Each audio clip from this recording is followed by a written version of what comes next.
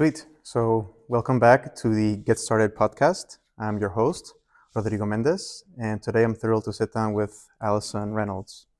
So, Alison actually grew up in Missouri, right next to actually where I grew up in Arkansas, and she began her career studying how people think and behave. She earned a degree in anthropology, and that curiosity is very important for later on, as she has her humble beginnings from the Midwest and then spent 5 years teaching in South Korea, Thailand, Spain, and most recently translating now shopper panel data, let's say, into the YouGov facilities here, but specifically it's in JFK, right? And along the way, she completed or is currently in her master's in international business after completing an international education master's in Spain. So I can also say, Alison, you seem to have a blend of classroom communication, but also a lot of cross-cultural know-how and specifically analytical rigor with data. So do you have this maybe next ambition to combine all this for entrepreneurship in the future? And we can kind of dive deep depending on how you want to view it. But yeah, I mean, thank you for being here, Alison. Yeah, thanks for that introduction. It sounds important. Yeah, I definitely have many interests, which is why anthropology was originally a good fit for like my interest in sociology and history and psychology, human development, human behavior, and anthropology kind of let me explore that. But then I realized there were other things I wanted to do as well. One being travel, which is why teaching English allowed me to live in South Korea and Thailand and Spain. Um, and then we moved here to Germany, where I'm now doing the Masters of International Business at FAU. And I am again kind of like um, acquiring new experiences and skill sets, and then thinking about, okay, what can I do next? I'm kind of always searching for something new and trying to combine and find a niche for myself with my experience and background. So yeah, I am here now, and although I really enjoy working at GFK, which is now YouGov, to be honest, I don't see it as a forever job or even staying in data analytics and consumer behavior. I want to kind of take all the experiences, and probably my husband and I will move to Portugal in the next few years. Beautiful, yeah. And we are always throwing around and refining our ideas to start a small business there. Okay, that's awesome. And so I would love to hear more on this project later on, this entrepreneurial in Portugal, especially because I have my own endeavors also that I want to do with startups, but also specifically the lifestyle and culture in the Mediterranean. So let's go back to Missouri, because let's say, in what age would you say that you were really wanting to venture out, right? Like your compass was like saying you have to go to Europe, you have to go to Asia. And I mean, the question is, what did culture mean to you in Missouri, and how has it changed since then? What do you think about when you think of Missouri? Okay, well, I'll start with when I first started to want to leave Missouri, which probably was only when I was 14 years old. I remember specifically coming across a advertisement for students to do this, I don't know, like, I want to say kayak. It couldn't have been kayaks, but it was some sort of water sport deal? It was some sort of like Alaskan frontier, Okay. like, I don't know, winter study break for high schoolers. And I remember thinking like, wow, that's so cool. I really want to do something like that. But it wasn't until I was in college that I felt like I actually had an opportunity to study abroad, which I didn't do. I took a summer to go to India, but I didn't do an official study abroad semester. But then, yeah, by studying anthropology, you're learning about cultures all around the world, and you're learning it from a classroom in a university in Missouri. And although when I graduated, I thought I wanted to do a master's and a PhD in anthropology and go into academia, Mm-hmm. I just realized how much of the world I had studied and how little I had experienced. And even with doing a master's or a PhD, you kind of follow the lead of whoever your like supervisor. supervisor is, and you can still kind of limit yourself to a specific geographic area or population. So I was like, okay, I can always come back and do the master's and study, but maybe I should go see a bit of the world. And teaching English was my ticket to do that because I could travel, but Yeah. also do it in a stable way where I earned like income and experience. So it was first the summer in India in your bachelor's, right? And then when was South Korea was afterwards, right? Yeah. So I think India was in 2015 that summer. And then I graduated in 2016, and the start of 2017, I think I started in February in Korea. Okay, so that's perfect transition then. So do you remember your first day in, I'm going to pronounce it wrong, Daegu, South Korea? No? Okay. Daegu, yes, sorry. Daegu, South Korea. Okay. But what was your biggest culture shock when you first arrived to South Korea, and also maybe a positive memory from that? I don't know, several memories come flooding in, I guess. So my first experience, they do a really great job with the EPIC program in Korea, which is like English program in Korea, where they bring in a bunch of new English teachers, and we stayed in university dormitories for 2 weeks. Yep. And we did like language courses. We learned about the Korean education system. They really prepared us, I think, as best as you can for what we were going to experience that coming year, because it was a group of maybe 50 teachers that were going to be dispersed all across Korea. And at that time, you had no idea where you were going to be sent. You could be sent to a big city, or you could be sent to a really small city, which was my case. And they really allowed us to form friendships with each other and provide us with all the tools we needed to be successful teachers later on that year. But I remember one, I don't know, this isn't exactly cultural, but they use these cut up straws, like plastic straws, and fill the pillowcase with them. And this is the pillow in the university dorms, which was like the first thing that was really strange. I remember looking out the window, and the churches have a red cross, like an LED red cross on the top, and you see, I don't know, 5 from in the distance. And I remember also being like, okay, this is definitely different than the US, where I don't know, a red cross would be sinister, I think.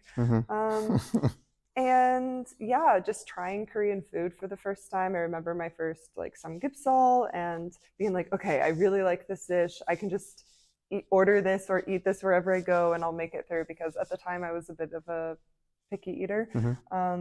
But yeah, all of that changed once I was there. But I think I remember especially, yeah, just my first exposure to Korean food, really. And it wasn't until later that I really got to experience Korea, because at that time we were in a little bubble for 2 weeks, and we were with other expat teachers, so it was different. But yeah, I can mostly on the, let's say, the food, like since you were when I first arrived, it was definitely food. and also the maybe color theory is a little resentful, because you can see that across cultures, Yeah. as we're learning right now. Yeah. It's like they have very different meanings. Yeah, exactly. Sure. So yeah, and then I mean, I can talk more about cultural things. I mean, there was already taking off your shoes, of course, which isn't a common thing in the US to take off your shoes. And actually, when I was walking here, I was thinking that I was wearing sandals today, and I thought to myself, I don't know, something that stayed with me is like, oh, am I going into someone's home or even a workplace? You would be expected to take off your shoes and put on slippers. And in the summers, I used to carry a pair of socks with me because I didn't want to have bare feet in the public slippers, you know. But today I was like, oh no, it won't be a problem. Okay, yeah. I was curious then also then connecting it to Korea, but also then you spent some time in Thailand, right? But any similar cultural things there that you also have taken then before we go into Spain later? Okay. So, I mean, coming from a small, let's say Missouri. Yeah, I'm not gonna say small town, that's me. But you're quickly getting encompassed with all these different cultures and foods, specifically with Korea and Thailand, but also color theory. What also can you take when you went to Thailand? When I went to Thailand, well, I think one thing that's very similar about Korea and Thailand is the hospitality and friendliness of people. There's also just a lot of respect and respect for teachers, and I think that would be a big similarity between them. In Thailand, it was interesting because I think everyone's experience in different countries depends on their specific situation. And I was working at a Chinese international school there. Okay. So I don't know. I think that that influenced my perception of Thailand because I was not in like Bangkok or Chiang Mai or like these More cities touristy that people areas, know. yeah. I was still in a city called Khon Kaen up in the north, but it was, I mean, there were like no tourists go there, and I think I could count on two hands the amount of like expats that I had met there. And yeah, I'm not sure exactly what you're looking for out of the two experiences, but Thailand was more difficult for me. I didn't stay there as long as Korea. I was only in Thailand for 6 months and Korea for 3 years, mostly because I have a severe peanut allergy. So it was, again, tied to food. Like I really found it difficult to eat, especially street food or in restaurants, and feel comfortable. And then because there was less of an expat community, it was also just less satisfying for me to be there. That was gonna be my follow-up. Yeah, the work culture, let's say, on expats from some South Korea to Thailand. Yeah. It was less so in Thailand.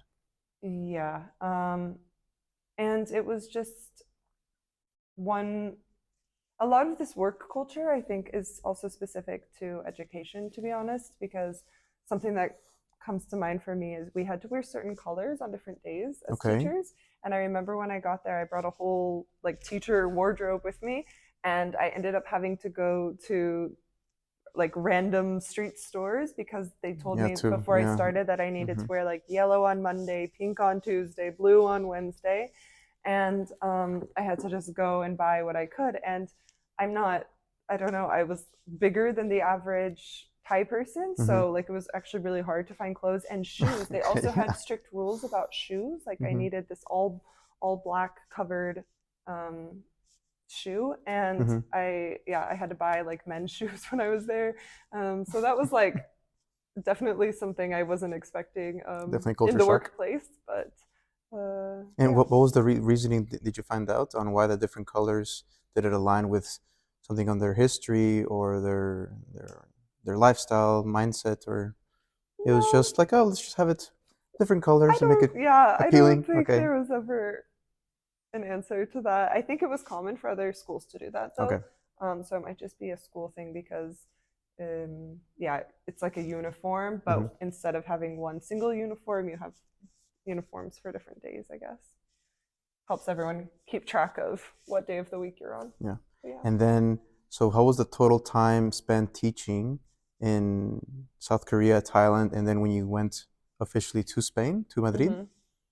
What was the timeline there? So the timeline is I went to South Korea February 2017, and I was there for an entire year. 2018, I went back to the US shortly and then went to Thailand for 6 months. And I was accepted to the Peace Corps in the US. And I came back to the US to get ready and prepare for that 2-year trip.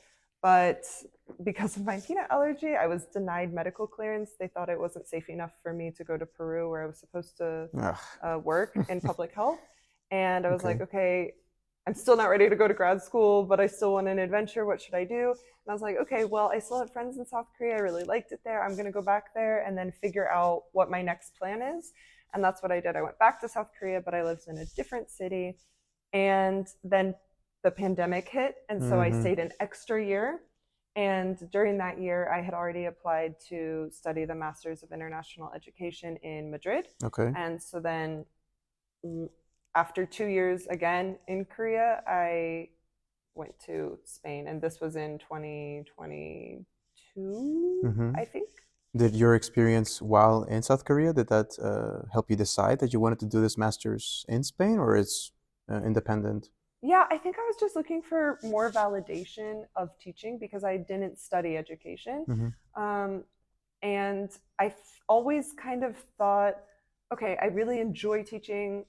I love working with kids and people and doing something where I still had a creative outlet with presentations and thinking of special projects for kids. But I knew that I didn't have like a formal certificate of teaching. So I wanted to just validate that experience, and I wanted to see a new country, a new culture. And I had studied Spanish a bit in high school, so I was like, okay, I can improve on that. And I mean, Madrid is cool when you have an opportunity to go there and earn money and a master's. For me, it was ideal. It was the perfect three, right? You had a little bit of the language, new experience. Let's go teach. Okay, and so I really want to ask. I love people when they tell me anything related to Spanish culture and also experiences, but siestas. Had you heard of siestas? Of course, even from a little bit in Missouri, but then maybe less so, and now even more whenever you finally arrived. How did you deal with that? Did you? I never experienced a siesta in Madrid, to be honest. No, it was too busy. Well, no, it was mostly just the school day started at 9 a.m. and finished around 4. And the only siesta that I could say is the lunch break. Like there was no time for students or teachers to take a siesta. Yeah, makes sense. Yeah, and then at 4 p.m. when I left, I also gave private English courses. So I was going straight to that, and I wouldn't get home until usually like 8:30. And so I didn't really experience the siesta culture. I know that my husband had seen he was considering jobs in Madrid, and some of them specifically said like in the summer months, you would finish at maybe 2 p.m., for example. And then this could kind of go with the siesta, but it's tied to the heat in Madrid. That's what I assumed, yeah. Yeah, so, but I think the siesta, okay, maybe the siesta culture that I experienced is tied to going out and eating dinner so late. So although I didn't experience it like Monday through Friday, I think usually on Saturdays or Sundays, I would do something in the morning, in the afternoon, and then it's common that everyone goes back to their house maybe around like 5, and you shower, you take a little nap, and you go out for dinner 9 p.m., 10 p.m., and you stay out for a few hours with your friends. So, okay, in this case, it can be a siesta around like 5. But I think some people have the idea that siestas are earlier, like after lunch. And in my case, that's not what you can maybe just find it in between your day whenever you want to relax. Yeah. Okay. And what about Spanish phrases? Did you pick up some specific in Madrid, or any like cultural even slang? You don't have to say it if it's No, I mean, but what do you remember about the Spanish language when you were there? I mean, I just remember using like vale a lot.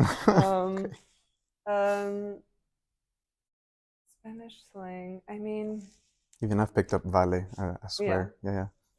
It's useful in the same way that is useful for many different situations. No, to be honest, I'm trying to think back now. I can't think of so much slang. I was taking a lot of courses, but they were focused on like textbooks, Yeah, like not yeah. so much But also slang. because you're also teaching English and then Hmm. you're also teaching it privately Hmm. afterwards, it Hmm. was your main focus group constantly was Yeah, English, right? work. So, Yeah, work was in English. I taught in English, and then my courses were also in mhm. English. So. But did you have any people that showed interest that they wanted to teach you this, or oh, sorry, the Spanish, or it was Oh, I more like took Spanish you wanted to go? classes as Yes, well. yeah, yeah, Yeah, yeah. Okay, yeah. yeah. But again, I lived with my husband, so I wasn't like immersed as much as I could have been.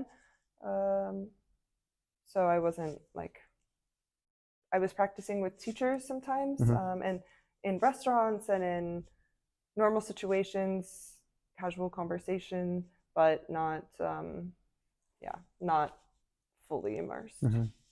And let's say for the structure of the curriculum Mm-hmm. across now these three countries, South Korea, Thailand, and Spain, did you find this more creative outlet that you were looking for in Spain?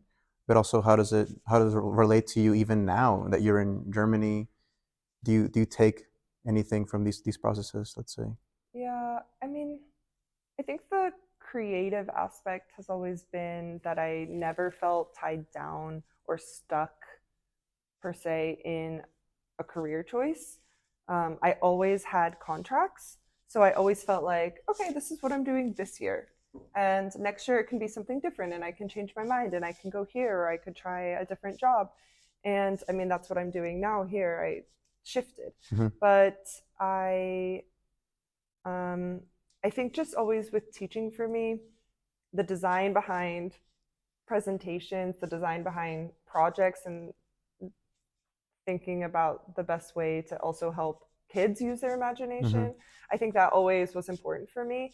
Um, but, and then this feeling of creativity of like, I can still create my life. Like, Yeah. I don't feel that I'm in a job where I have golden handcuffs, like, Mm-hmm. oh, I get paid well, I know I have a good title, Golden I have to handcuffs. stay here even though I'm miserable. I Mm-hmm. always felt like I could jump at any time. Mm-hmm.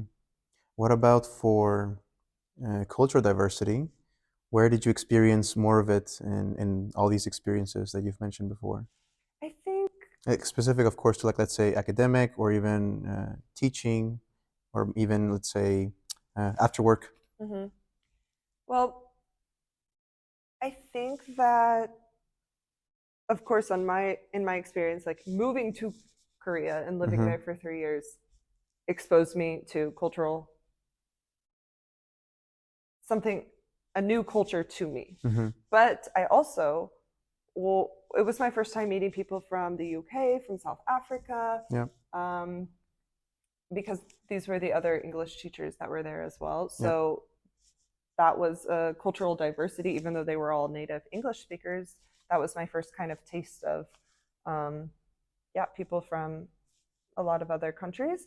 And then um, in Spain, at the international school, I also was teaching kids from like Saudi Arabia, China, Mm-hmm. Mm-hmm. Morocco, all different countries as well. And they, of course, it's an international school, so they emphasize sharing your culture a lot. Yeah. And teachers need to understand the backgrounds of the students. So, again, I think the international school environment itself opens my eyes to new cultures. And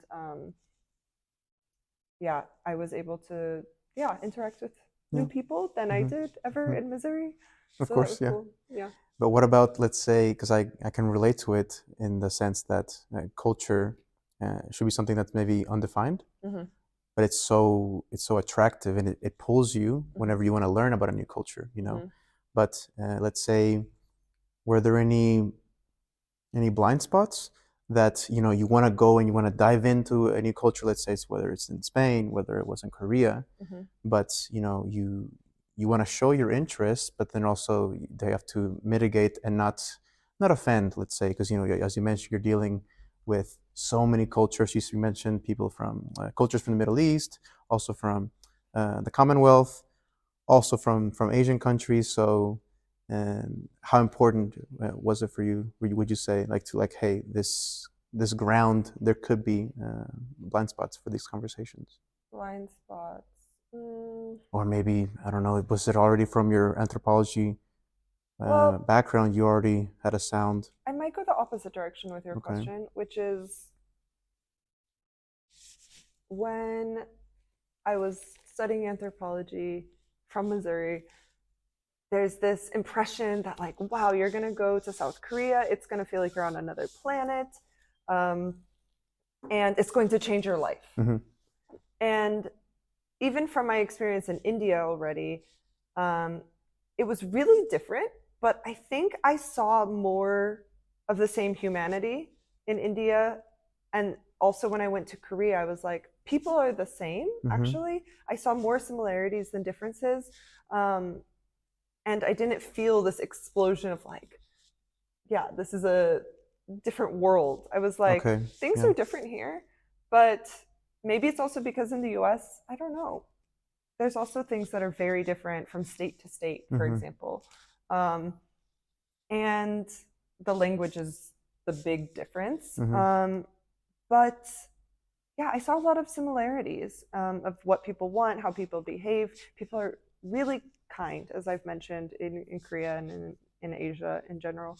And I think I'm surprised now in Germany how much more difficult it's been for me to like assimilate here Mm-hmm.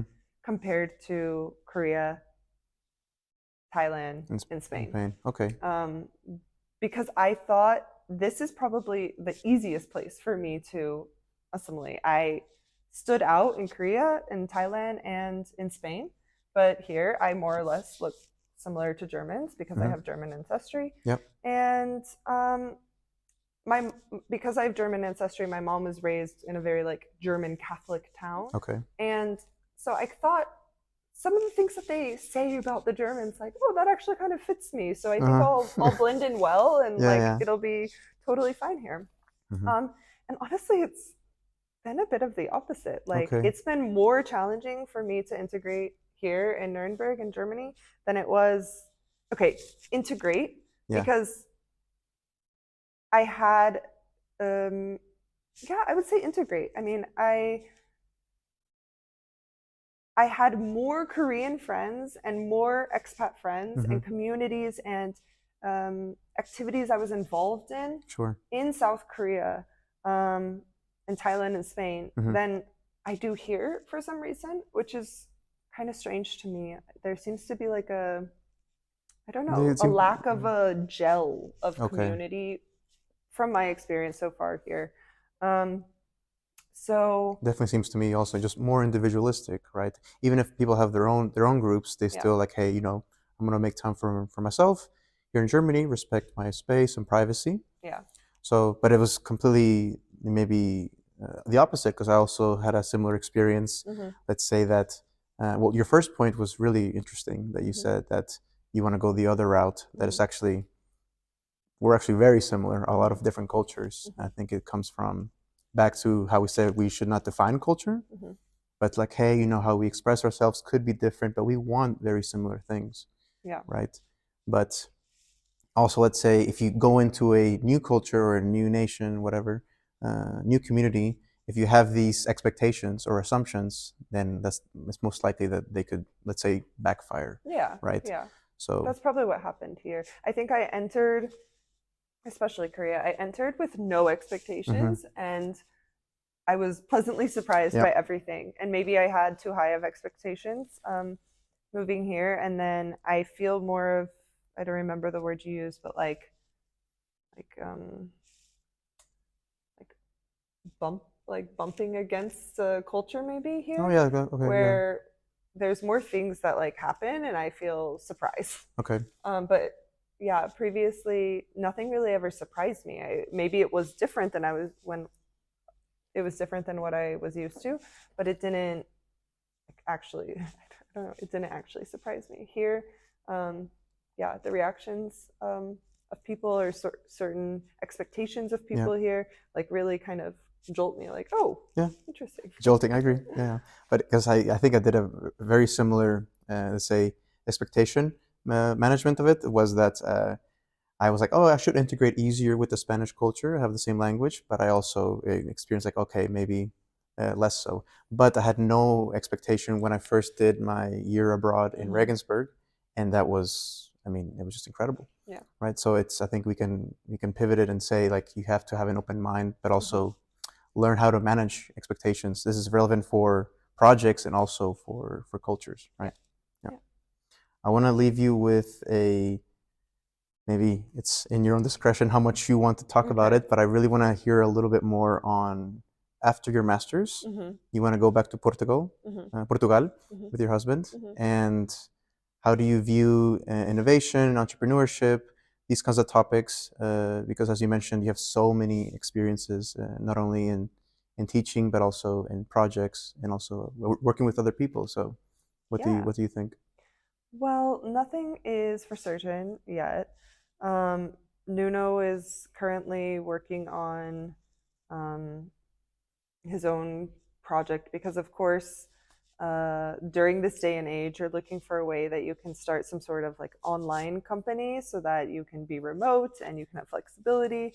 But one of the ideas that we are kind of landing on that we want to do simultaneously to something online, perhaps, is more of like a store, let's say, in the service area. Okay. And I don't want to say too much because it doesn't exist yet in Portugal. And so we're hoping by the time we move there that it's still not there yet. But yeah, it's kind of a blending of Portuguese culture and American culture, and it would be for the like the tourist market and the Portuguese market at the same time, with a store in downtown Porto. And we know that that's where we want to live because that's where Nuno's family is. So we've been thinking of ideas that we think would be really successful and really fine tuning it over and over again until we can get there and really fine tune it, our ideas with Portuguese people, and find suppliers for it and things like that. But I would say we're constantly, considering different ideas. Even with the like shop idea, we have 3 different versions depending on what we get feedback for going well.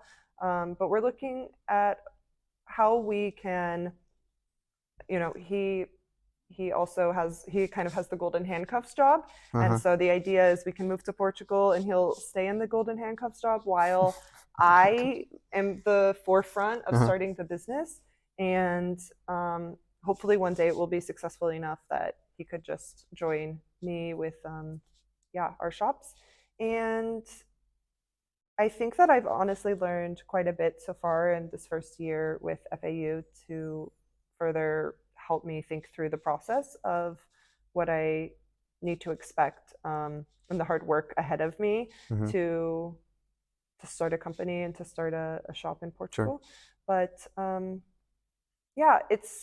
think it's using experience of human behavior, human interest, real connection with people at the same time that they're pushing start a business online so that you can be remote and have flexibility. I know that there's a lot of discussion about how real connections with people is also going to be important once everyone is interacting with AI and getting ideas from AI all the time. What's going to be valuable is something legitimate and real and with humans. So we're trying to also go in that direction, and that's the idea of the store we want to open. That could be like a competitive advantage for like, hey, we're still with the valuing of authentic connections and communication. So, or the other route, we have only AI, right? So, exactly. Interesting. Alison, thank you so much for your time.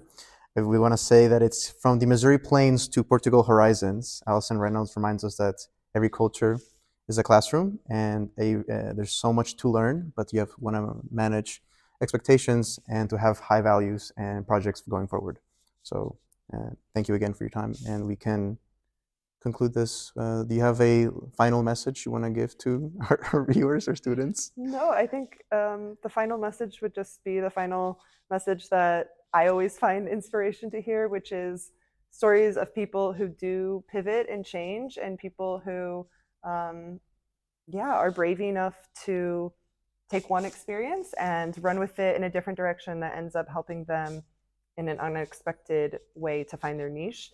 And if you ever feel like you went to school for one subject, or you are in a job and there's one track, you can always pivot, and you should pivot, because even I think just experiencing life and experiencing different directions is worthwhile. Sweet. Thank you.